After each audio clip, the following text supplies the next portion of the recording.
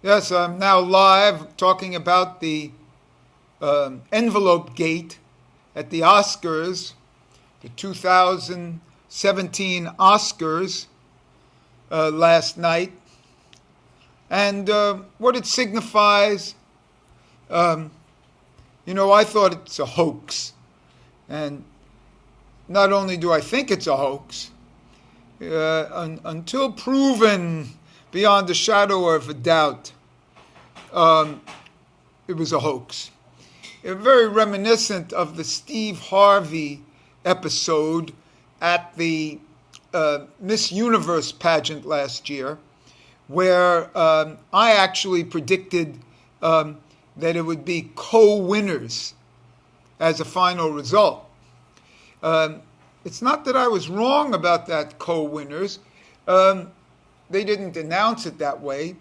But now, in a certain sense, what we saw yesterday is co-winners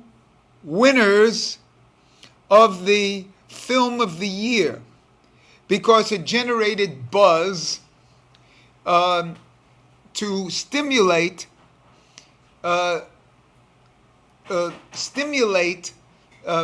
the kind of ticket sales. People will want to see the two films and compare them.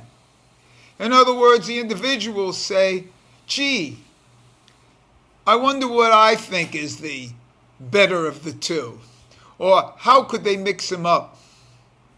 As it turns out, even during last night's excellent show, where I thought the Jimmy Kimmel was excellent, the ratings were down even during the show. And so, in general, the ratings are down. And, last year they had that trouble with the racial thing, which again stimulated a lot of negative talk. So I think they needed something to create a positive view, a really positive face. So not only did they nominate a lot of minority people and give a lot of minority awards, they actually now turned the tables and gave it to a black film, the film of the year. So there's a lot here. The other thing is, I've been reading that there's like some system, there's two envelopes for the same thing. It's given to the person coming in. I don't buy it. I saw I saw it last night, half asleep, and then I saw it this morning. I don't buy it with what's his name, Randy? Warren Beatty, and what's her name? And Faye Dunaway. The interaction between them. First of all, these are old timers. People say, oh, they're like forgetful. They're 79 and 76 years old. But, this was the 50th anniversary of Bonnie and Clyde, the film. That's why they were the presenters. 50 years ago, Bonnie and Clyde. Now, let's not forget that the Bonnie and Clyde film was about breaking the law. They were bank robbers together. This is like a high school reunion 50 years later, reminiscing about being outlaws. I once did a couple minutes of comedy drinking a Coca-Cola and calling myself an outlaw because they wanted to make them small Cokes rather than large Coke. They thought they were outlaws. They thought they were kids again. And people say, oh, it was Warren Beatty's fault. But quite frankly, I saw the interaction with Faye Dunaway right before the envelope was given to her, she was the tell. She was the telltale sign. Not as good an actor, actress, actor, as Warren Beatty.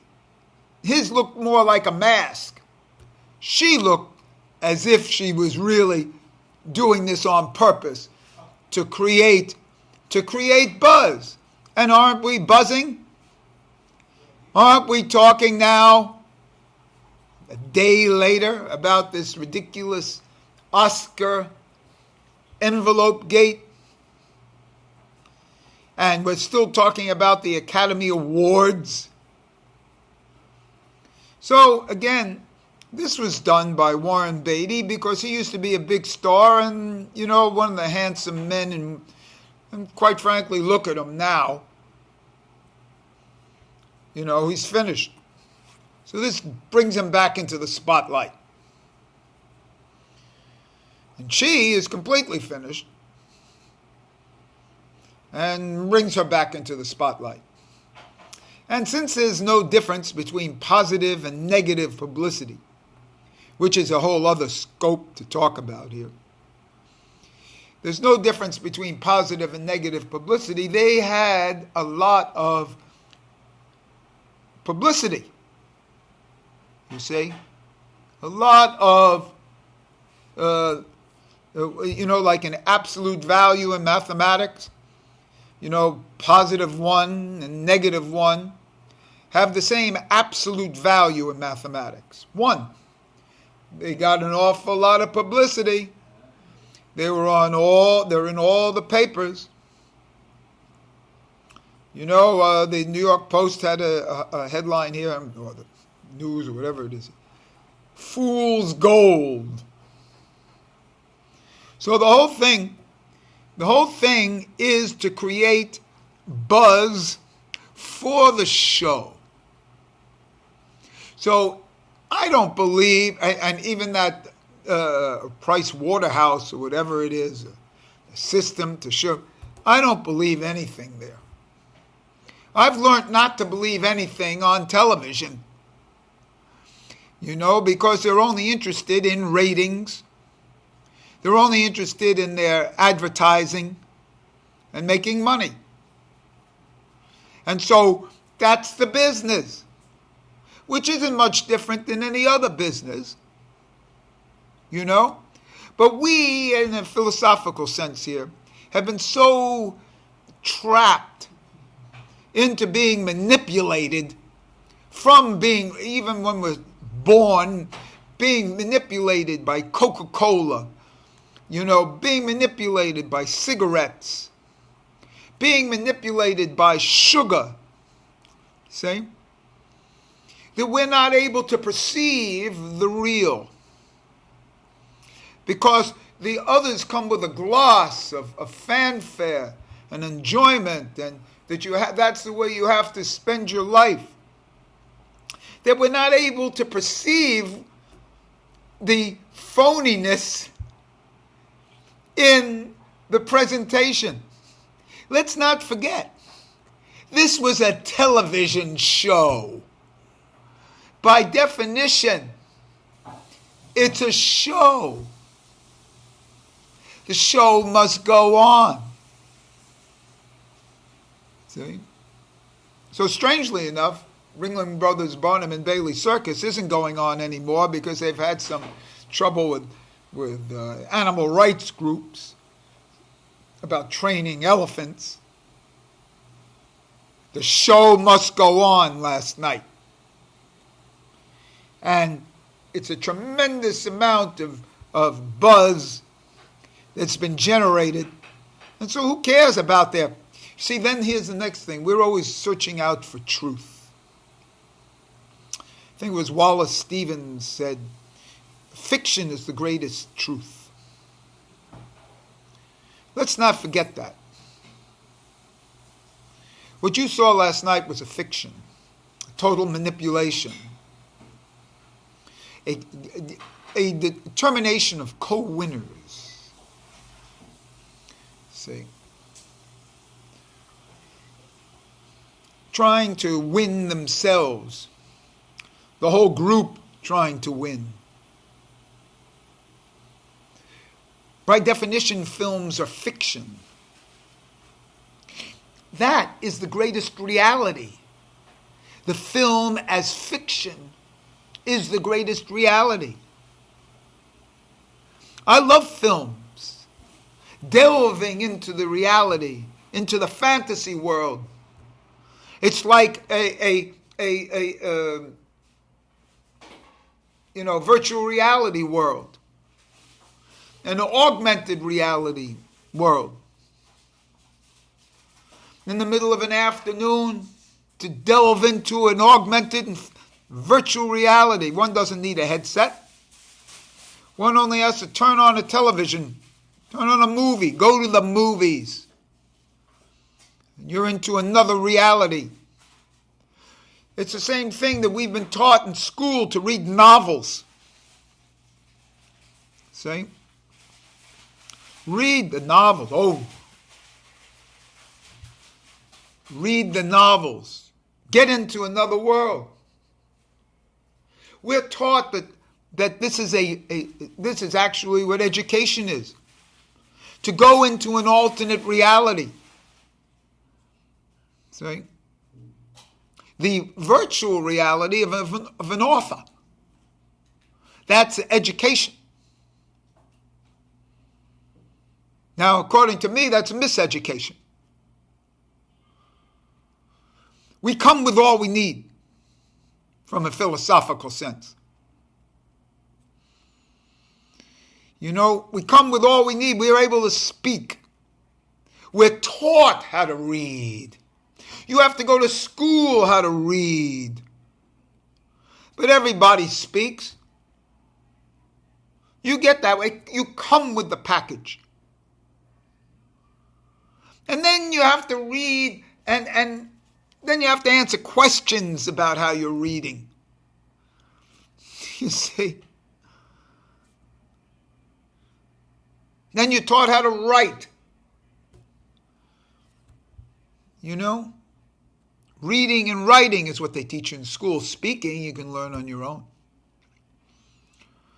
You come with that in your body. But education is that. And that's how they fool you. That's how they package you into the society. See? And they have you so inundated, hitting you on the head for so long, that you're not able to perceive the phoniness of what happened last night. See?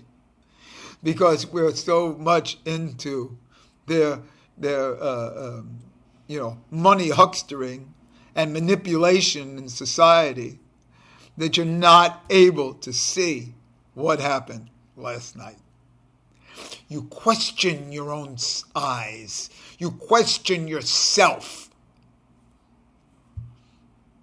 Amazing that you question yourself.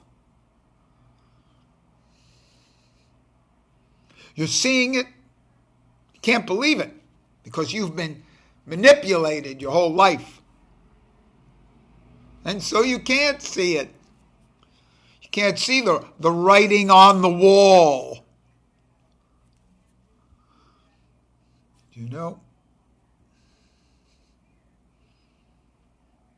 You come with all you need. You talk, you think, you react. When you're hungry, you go out, forage for something to eat. When you're thirsty, there's water provided for you all over. You have to pay a lot of money for Coca-Cola or fancy wines, Or a sophisticated man knows the difference between a Chardonnay and a Merlot. Very fancy when he should be drinking water. Everybody's dehydrated, including me. Dehydration is the norm in a society that sells Coca-Cola, that sells beer and wine, dehydration units.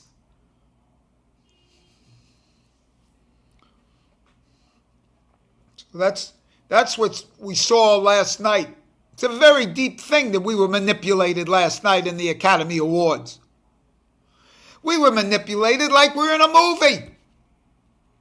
We were in the movies last night. And they gave us a surprise ending. See? It was a great film. A shock ending. Shock that you were manipulated. And what happened was, of course that man wanted to manipulate you. 79-year-old man, former, Hollywood movie star, out on his ass. He'd do anything. And he did. And we're the foils. So let us realize this, recognize this, for the next time. How are we going to perceive this next time? Are we able to remove ourselves from these things? The answer is no. Quite frankly, because we've been manipulated by the other factors too. Not only education factors, religion factors. There is a religion. It's a natural religion. In Judaism, when the fetus is in the womb, it's learned all the Torah. Okay? That's why, by the way, women are passengers of the religion. Because the 9 months in the womb, the fetus has learned the entire Torah.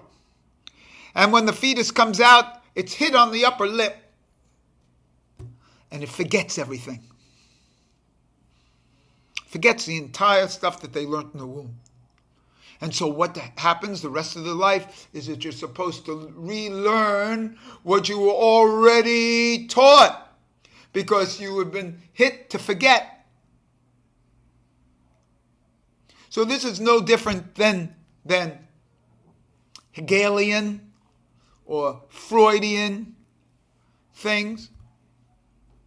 In other words, you're supposed to make conscious what was unconscious. See? But it's all there. It's all within you. You don't need a book. You are the thing. You need a book to study? I once did a video, and I was studying the anatomy of the body. Gray's Anatomy. Everybody knows that book. So I'm studying it.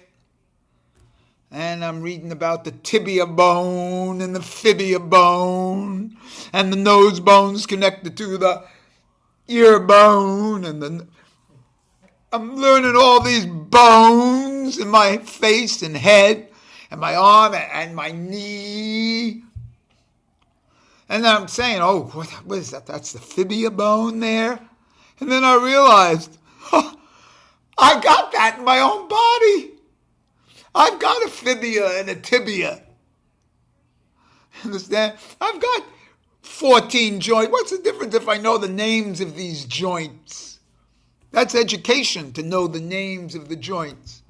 But you're God-given those joints.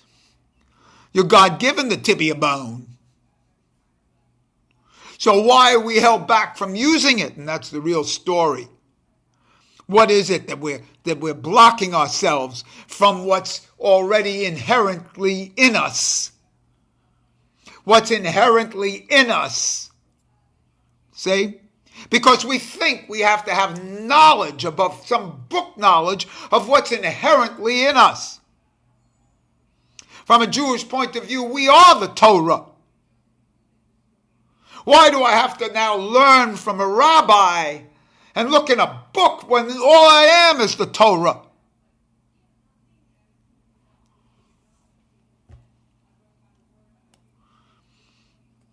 Freud used to say it, bring ego to where id used to be.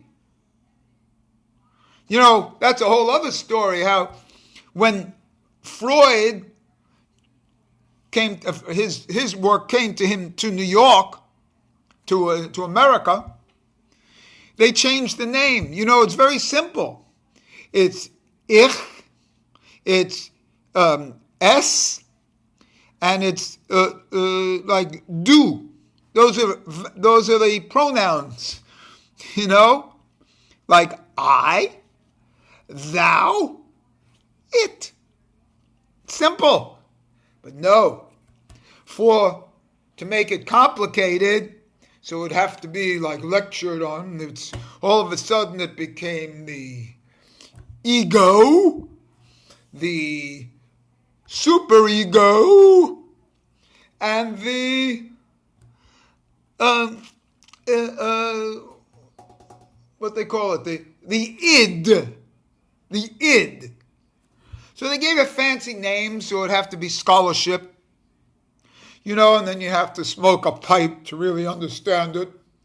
Well, the superego is working here, and the id, we have to find out. Well, it's simple, it's the it. Any idiot understands it is raining, right? So when you break it down, like they do music, break it down, they say. You know, break it down. Well, let's break it down. Break it down to the body. Let's take it out of the head and put it in the body. Take it out of school and put it back into the self. You know? You don't have to be told by a school teacher that you're hungry. The stomach growls. See? I don't have to learn that I'm hungry. Everything's the same. And that's the big problem. We're not able to see reality because we've been blocked from reality by people making a living off of that. By addicting me to Coca-Cola. For many years, I used to think that when you sat down to a dinner, you have to have a Coca-Cola. I never drank water. Coca-Cola. Going to a restaurant, what's the first thing they do before you order anything? They come over and they say, would you like something to drink? You know why? Because the biggest profits are made in beverages in a restaurant. So they offer you something to drink. For many years, they didn't give water in restaurants. I don't know what it is now because don't go to too many restaurants, but for a 20-year period there, they used to have to then come and serve you water because they don't want to give you water. They want you to, that's right, addicted to Coke and Pepsi, I get on this message here.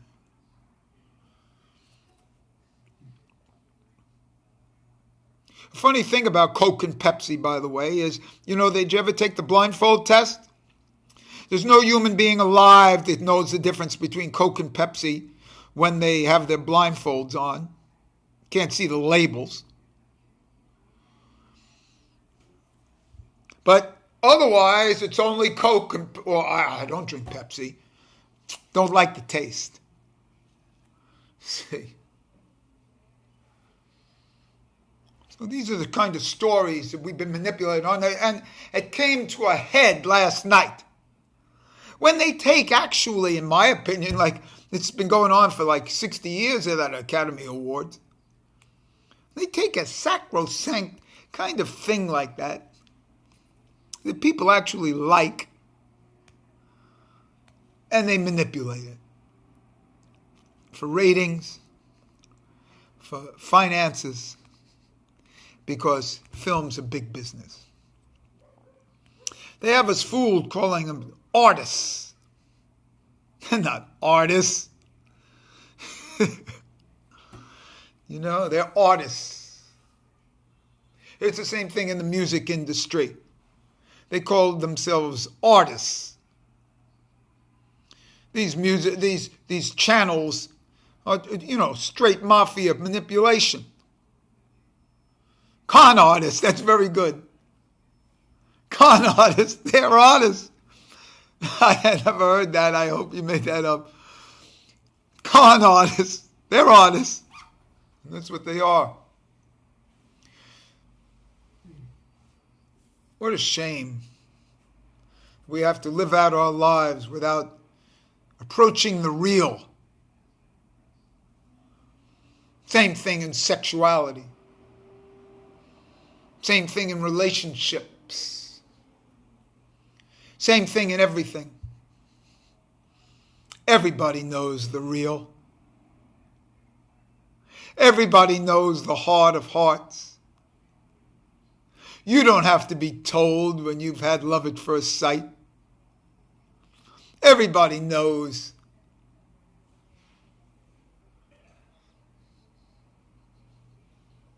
You can pretend, to be, it's, no good for me or this and that. But everybody knows their heart of hearts. Or who they think about while they're having sexual relations. Or what they think about or what they would like to have. This is the real. This is the real Torah, the real Kabbalah. Now, you can enter into this real by seeing things in the, what we call real world. This manipulated world. How to see through the veil of the manipulated world. Do you want to live out your days in that manipulated world? Or do you want to come into what is your birthright? So, you decide for yourself if you were manipulated last night at the Academy Awards. And this was only an entree into this.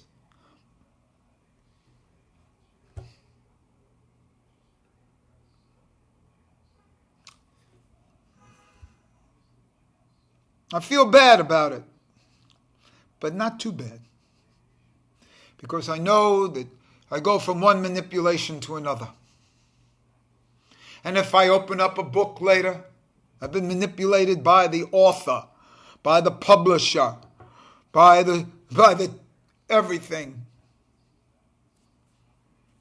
See?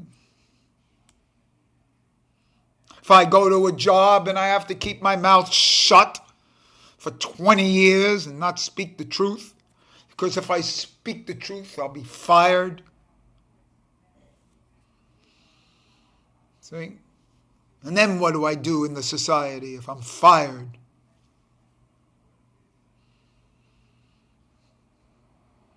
So I'm a good little boy.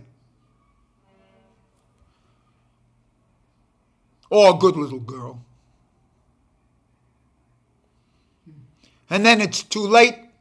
And then it's over. And then you look back and regret.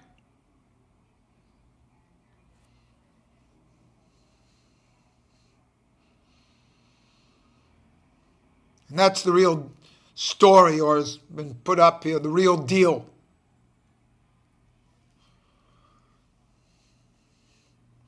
Yeah, deal the cards. Strip poker. The best thing about strip poker is when you lose, because then you're stripped.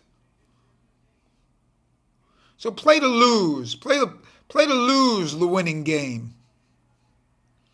When you play to win, oh, you win. I got all my clothes on. That fool over there is stripped.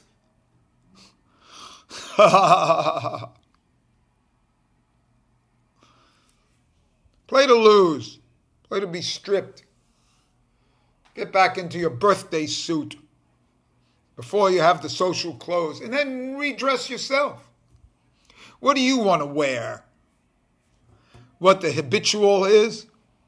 Or pick your own clothes. Maybe you want to wear a hat. Maybe you want to wear a beard. Or this kind of hair.